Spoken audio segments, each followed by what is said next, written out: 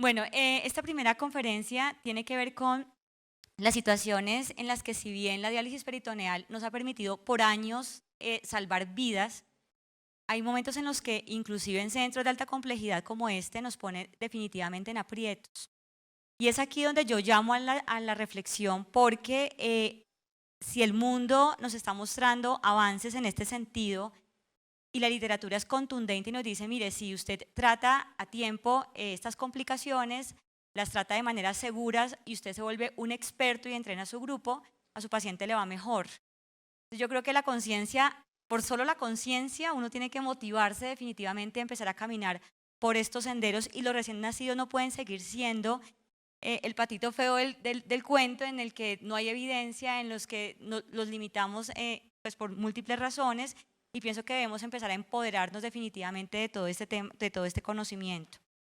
Entonces, bueno, para esta charla específicamente no tengo conflictos de interés y quise desarrollarla hablando de dos aspectos. Uno, entender cómo les va a los recién nacidos en diálisis, y dos, quise traer a colación 4 situaciones en las que la diálisis peritoneal nos pone en situación difícil, como lo son los errores innatos del metabolismo. Ya Pilar algo nos habló de esto. El recién nacido con patología abdominal compleja, un recién nacido con hernia diafragmática, que no son tan infrecuentes, y el recién nacido con extremadamente bajo peso al nacer y muy bajo peso al nacer. Entonces, arranquemos con tratar de entender cómo les va a los recién nacidos en diálisis. Para ilustrar esto, escogí este registro, esta descripción europea, que nos cuenta que la probabilidad de que un recién nacido, de que un lactante menor, además, requiera diálisis en este periodo es más o menos de 7.1 a 8.3 por millón de habitantes de la misma edad. Podría ser un poquito más bajo en los recién nacidos pretérmino. Esta descripción incluyó 264 pacientes que fueron incluidos en, un poco complejo, que fueron incluidos, sí, yo no pensé que fuera tan difícil, que fueron incluidos en 4 de los registros internacionales de diálisis más importantes en el mundo. Fueron recién nacidos tratados en 34 países. ¿Y qué encontramos? Lo primero, y es el gran mensaje, es que a pesar de que sepsis hoy en día es muy frecuente y ha cambiado la epidemiología de lesión renal aguda, y hoy en día los niños están mayoritariamente internados en las unidades de cuidado intensivo con este diagnóstico, definitivamente la mitad de los niños que requirieron diálisis, al menos la mitad casi, tenían una malformación del riñón o de la vía urinaria. O sea, eso sigue siendo un dolor de cabeza. Número 2, casi que una tercera parte de los pacientes, perdón, la gran mayoría de ellos, 242 pacientes, iniciaron diálisis peritoneal. Pero fíjense que casi la tercera parte de estos pacientes hicieron cambio de modalidad en algún momento del seguimiento. Lo otro es que desafortunadamente estos niños, cuando empiezan diálisis muy temprano, casi que tienen menores probabilidades de sobrevivir. Ya vimos las altas tasas de mortalidad que tiene el egreso hospitalario, y por ende apenas un 22% de esta cohorte logró un trasplante en el seguimiento, que fue a 29 meses. Y en este mismo tiempo de seguimiento, ¿qué se encontró?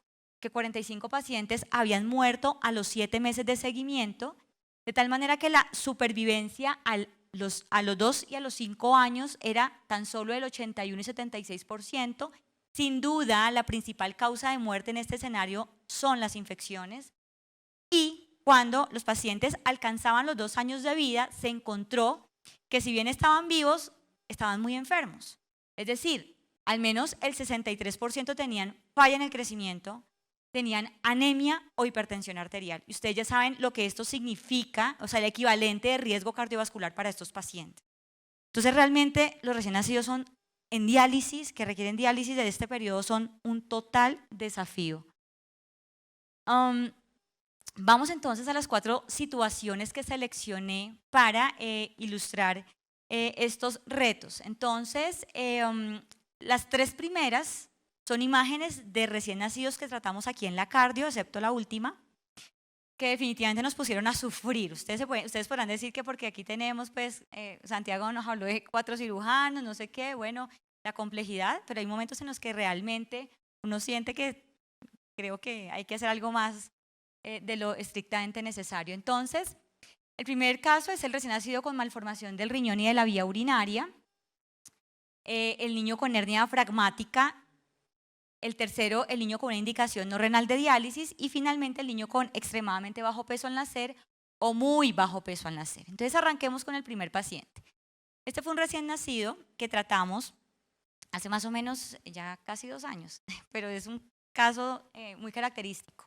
Es un niño que nace con tetralogía de Fallot, nace con un ano imperforado y además de eso tenía un riñón displásico excluido funcionalmente y el otro tenía una obstrucción de la unión uretero-vesical y por esa razón también tenía una pobre función renal. Entonces este niño nace, obvio, el cirujano entra, le coloca su colostomía, el urólogo dice tratemos de mejorar la función residual que tiene el riñón que está obstruido, es lo único con lo que cuenta para sobrevivir, le coloca un catéter de nefrostomía percutáneo, que es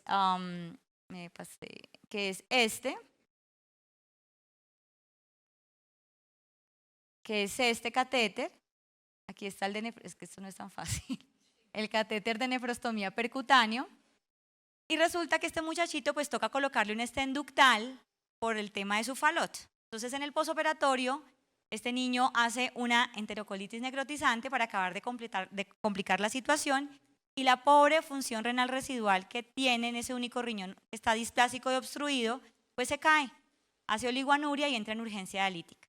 Entonces empieza Cristo a padecer, nos toca colocarle un catéter de diálisis peritoneal y la foto se ve así de aterradora, este pobre muchachito con 3 catéteres tan tempranamente. Ya después les voy a contar qué pasó con este paciente, que continuará. Entonces, obviamente pues dijimos, ok, revisemos qué dice la literatura, qué podemos hacer con estos pacientes. ¿Será que lo limitamos? Cardiopatía, malformación anorrectal, malformación urogenital, ¿le trabajamos? ¿Qué hacemos? Bueno, entonces decidimos ir a la literatura y encontramos esta serie que es muy linda, un estudio de casos y controles de pacientes que fueron incluidos en el Registro Internacional de Diálisis Peritoneal, 20 casos y eran niños que tenían colostomía desde el periodo neonatal y otras derivaciones como gastrostomía o derivaciones urinarias, o sea, eran muy parecidos a nuestro paciente. Y el grupo de 46 controles y se hizo un seguimiento 413 meses.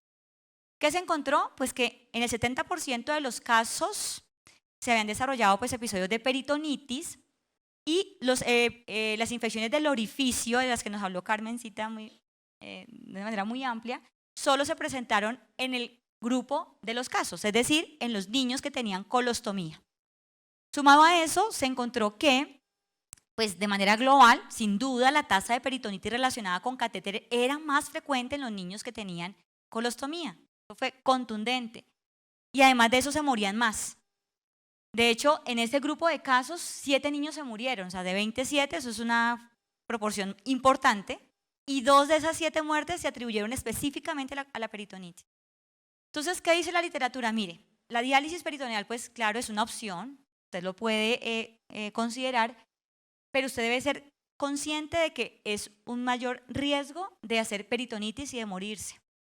Sumado a eso que esto aumenta el riesgo de complicaciones como prolapso de esas derivaciones, hernias, fuga de líquido dializante. Entonces, aquí olvidé decirles algo que me parece súper relevante, y es que desde el año 2012 las guías internacionales de diálisis nos dicen, mire, la colostomía definitivamente no es una contraindicación absoluta, usted puede colocarle un catéter de diálisis peritoneal, pero tan lejos como sea posible. De hecho, hay reportes de colocación preesternal, súper lejos.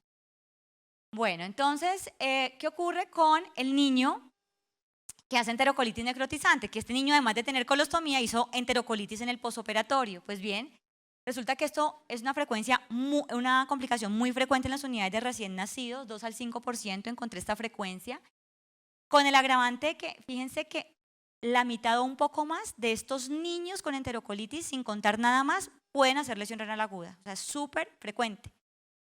Y a eso súmele que de estos niños, al menos el 32% hacen aquis severo.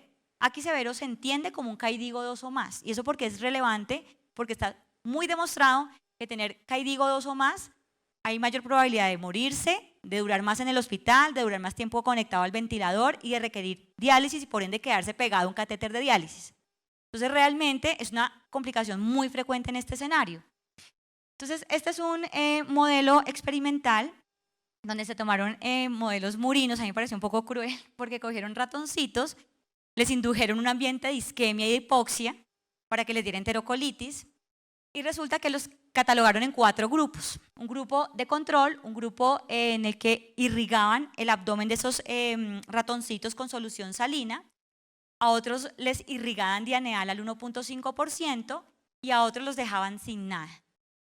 Los irrigaron por 3 días y los sacrificaban a los 7 días y después les hacían biopsia del intestino para ver qué pasaba. ¿Por qué razón? Porque hay gente que considera que tener enterocolitis es una contraindicación para hacer diálisis peritoneal, que podría empeorar las cosas.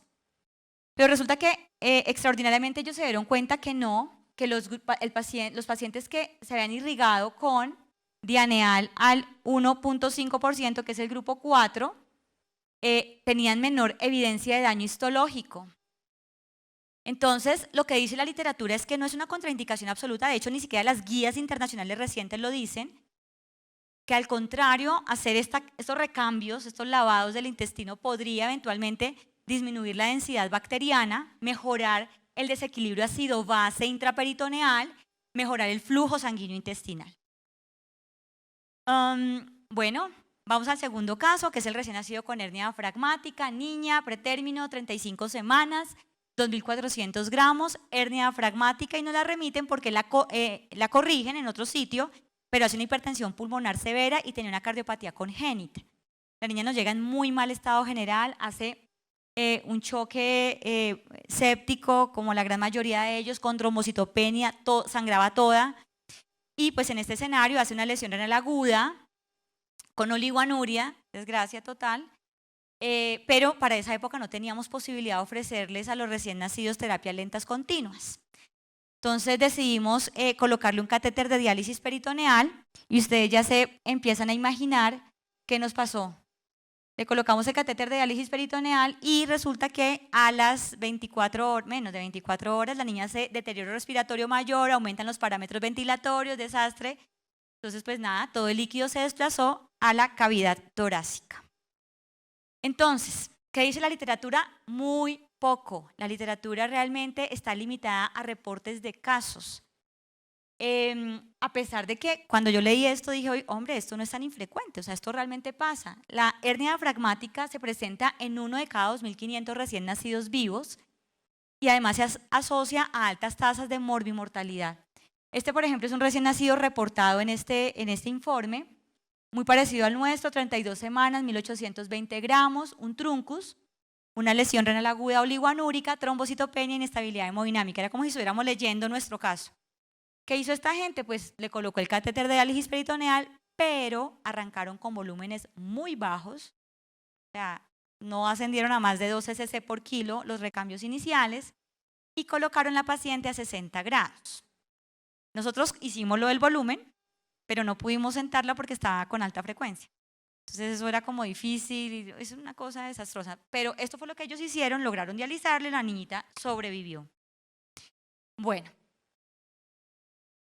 El tercer escenario, el recién nacido con indicación no renal de diálisis. Entonces, las indicaciones de diálisis aquí y en cualquier otro grupo etario son las mismas, no hay nada distinto, los neonatos en ese sentido no son diferentes. Lo importa, aquí hoy en día el meollo del asunto está en decidir cuándo, cuál es el mejor momento. Es una cosa que aún no hemos podido totalmente determinar. Y ser más conscientes de las indicaciones no renales. Entonces, Pili hablaba de sepsis, por ejemplo, pero esto es supremamente importante en los recién nacidos. Y esta, les cuento, es una recién nacida, producto de un 5º embarazo, una mamá de 34, 35 años, un altísimo valor social, de un buen estrato socioeconómico. La niña nació en una clínica muy reconocida acá en Bogotá. Y a las 24 horas empieza a hacer deterioro neurológico y detectan que tiene niveles de amonio mayores a 1000. La muchachita entonces la hospitalizan, en la unidad de recién nacidos de donde nos la remiten, le hacen de todo lo que dice el consenso del 2020, medidas no farmacológicas, le hacen exsanguinotransfusión y pues esta niña no mejoraba, lo máximo que lograron fueron como unos niveles de amonio de 620 y ya iban 72 horas de coma hiperamonémico y se enteraron que ya nos había llegado Carpe Diem. Prácticamente con ella estrenamos Carpe Diem. Entonces nos la remiten para que la manejáramos. Luego les cuento qué pasó con esta paciente. Continuará. Entonces, sí, tensión. Ese es el consenso del que nos hablaba Pili. Esto es a mí me parece que esto es hermoso porque fue en un congreso mundial de nefrología, no de neonatos, de nefrología, en Australia, en el 2019, en abril, se reúne un panel de expertos y decide sacar este consenso. Abril, hace exactamente 5 años. Entonces, sabemos que hay medidas no dialíticas, que pueden ser generales o farmacológicas, que se tratan de intermediadores del ciclo de la urea, secuestradores de, ustedes son más expertos en esto que nosotros, y pues por supuesto las medidas dialíticas. ¿Por qué es sencillo? Porque el amonio pesa 17 daltons, de hecho es casi igual a una toxina urémica, porque tiene baja capacidad de unión al albúmino, o sea, es una sustancia totalmente dializable.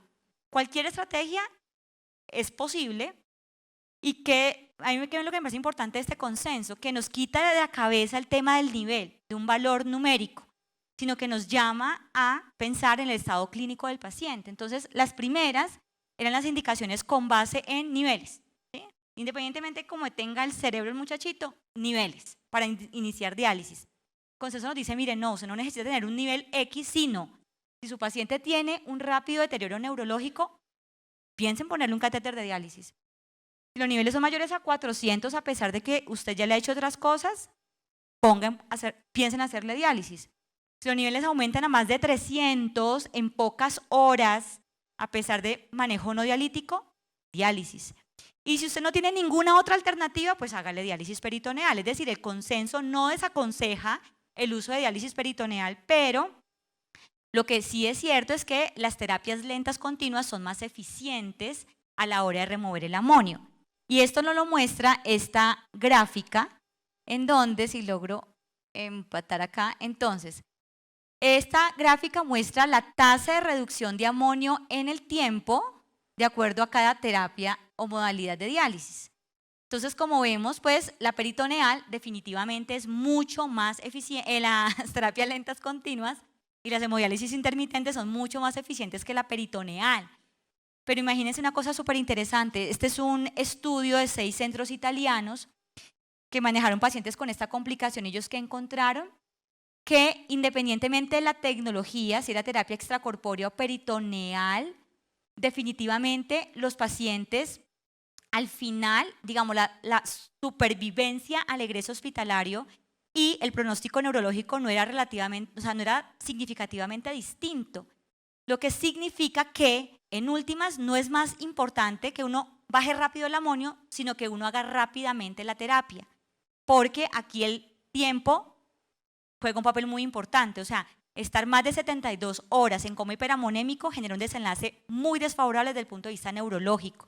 Entonces, si usted no tiene una terapia lenta continua, pues hágale peritoneal, pero hágala rápido, ¿sí? Hágala rápido, porque aquí el tiempo sí es supremamente importante. Bueno, y el cuarto escenario es el recién nacido con extremadamente bajo peso al nacer y bajo peso al nacer.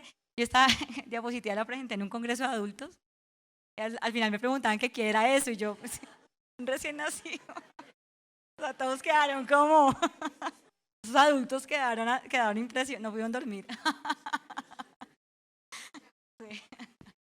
Lo hice de mala. Bueno, este es el reporte de caso que me puse a buscar en la literatura cuál era el recién nacido más chiquitito que habían dializado en el mundo y encontré este reporte de caso.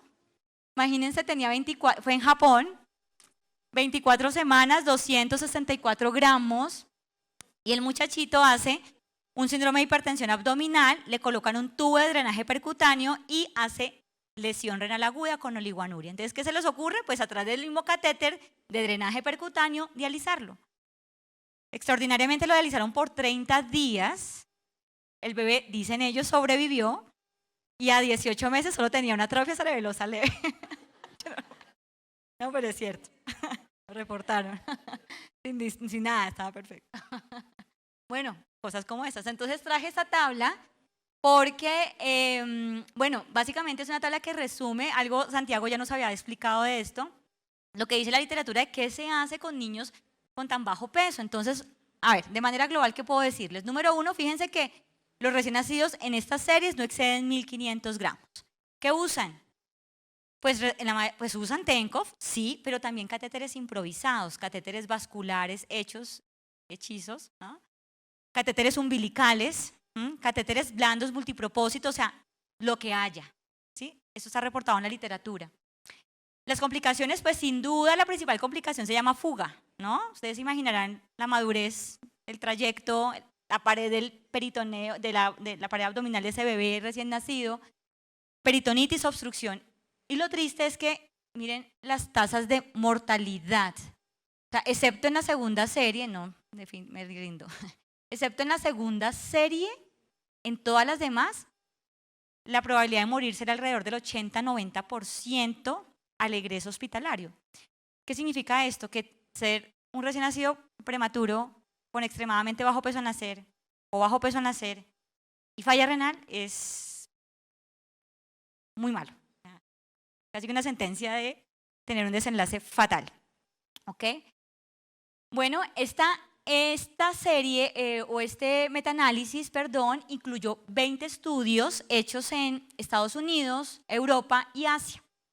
Ellos tomaron 101 pacientes con extremadamente bajo peso al nacer y bajo peso al nacer y trataron de establecer cómo les iba en términos de complicaciones como fuga o muerte cuando usaban catéteres vasculares, catéteres de drenaje o catéteres de diálisis peritoneal. El peritoneal es el azulito.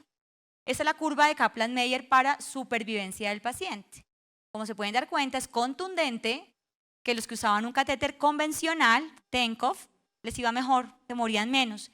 Y además tenían menor probabilidad de complicarse. Usar catéteres no convencionales, improvisados, tenía un OR de 5.1, por ejemplo, con intervalo de confianza significativo para hacer complicaciones como fuga. Y fue un estudio grande que encontré en cuanto al uso de catéteres multipropósito blandos, que fue de los que nos habló Santiago, que son catéteres que usan frecuentemente los radiólogos intervencionistas para hacer derivaciones biliares o derivaciones urinarias y que al final tienen agujeros y nos permiten dializar estos niños.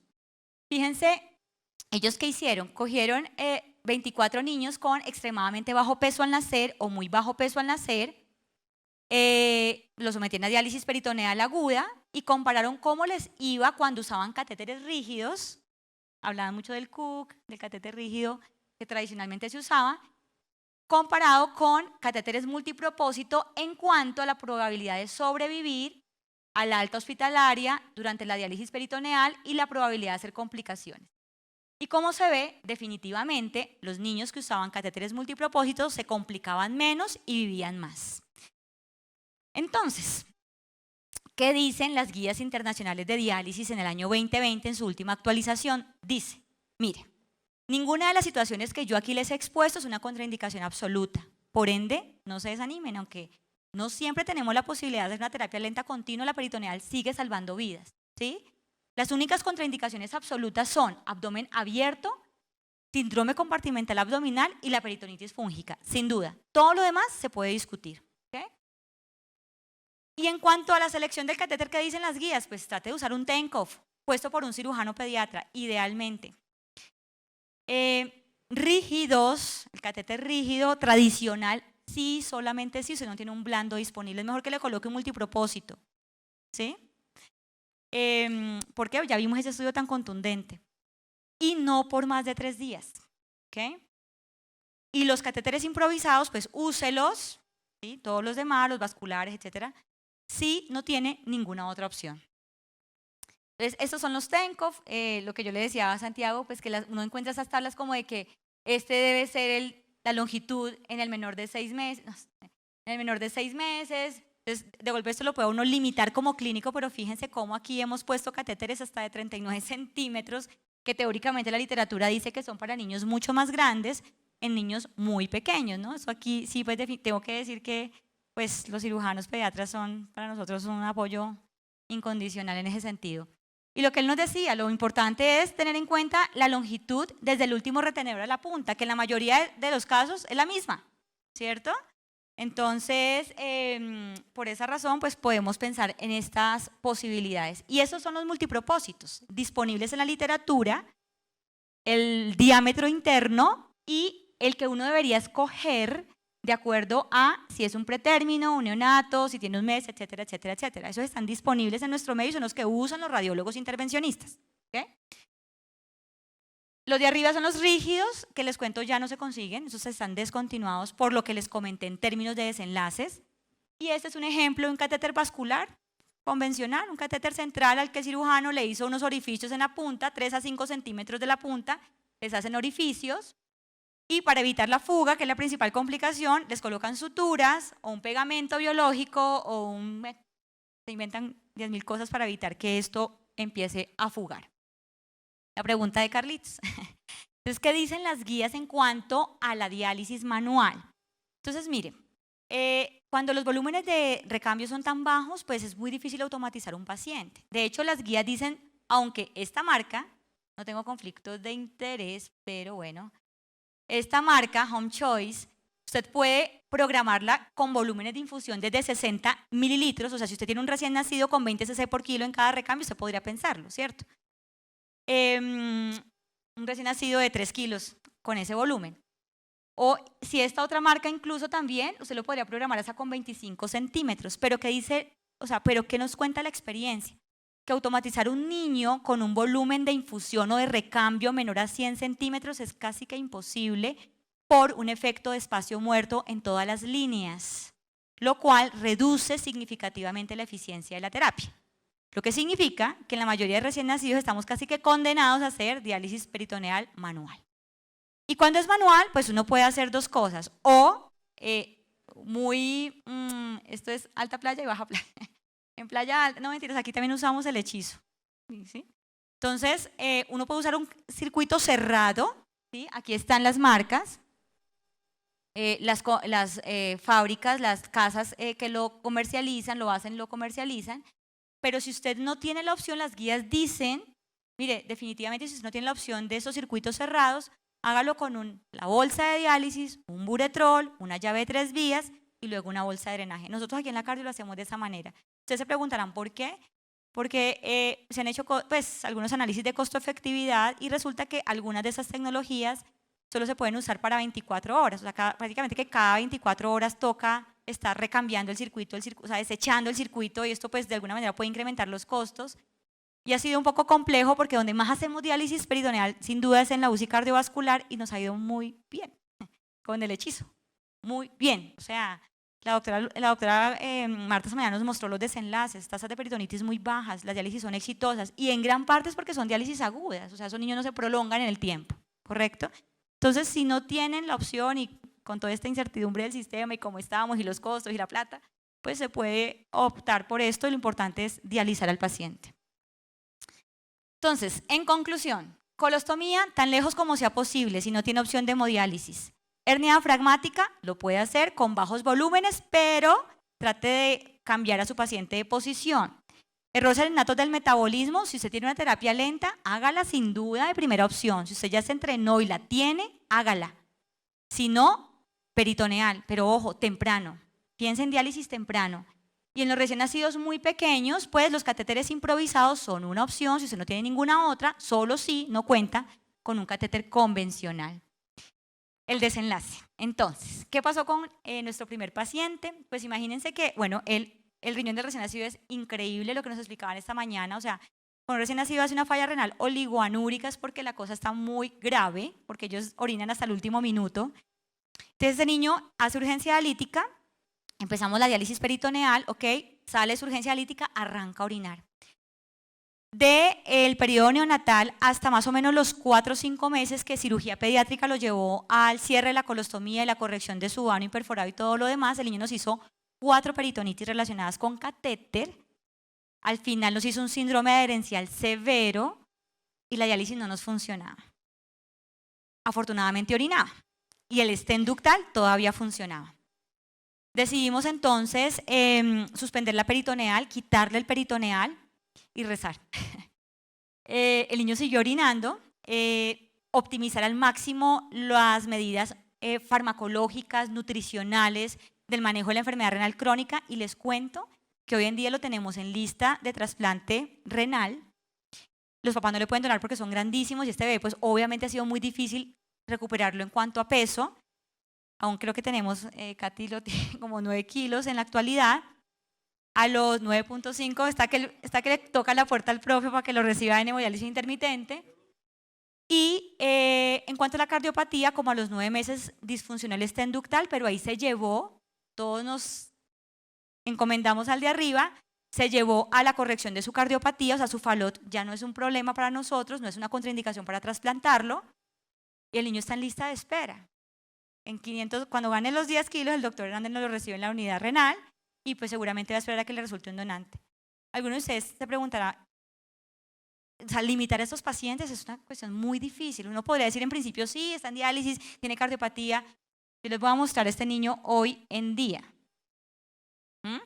Este es el paciente. Entonces, yo a los neonatólogos de verdad que los admiro muchísimo porque, o sea, tomar decisiones de limitación en este momento de la vida es muy difícil, sobre todo cuando uno ve esto a largo plazo. Estamos esperando que le resulte un donante, confiando en que salga lo más pronto posible.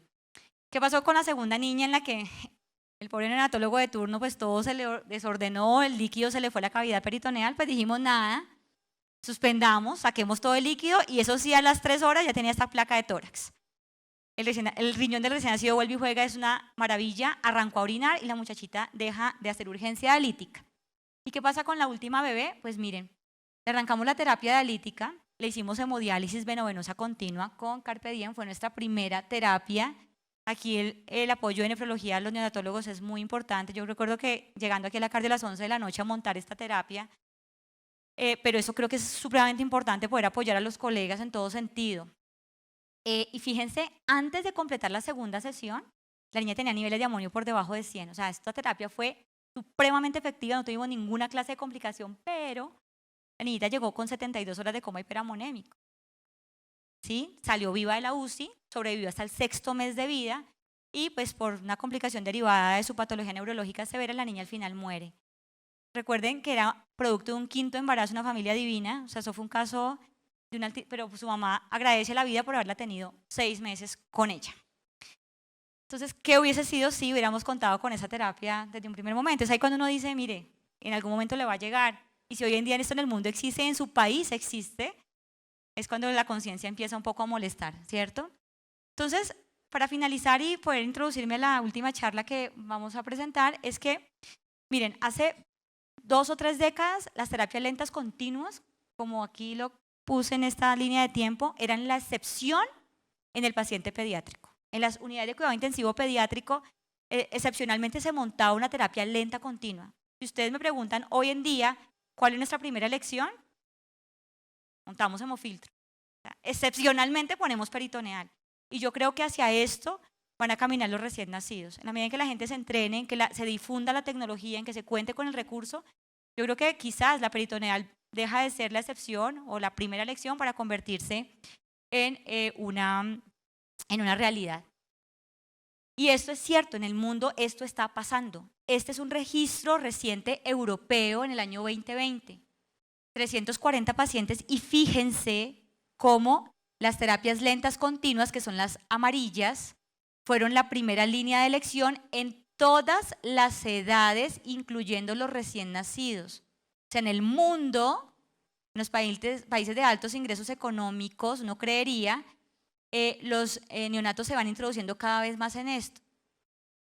Pero resulta que el estudio también nos aclara, ellos hacen un análisis por subgrupos y dicen, mire, es la terapia más preferida en pediatría al 2020, independientemente del ingreso económico del país, porque también involucraron países de bajos y moderados ingresos económicos.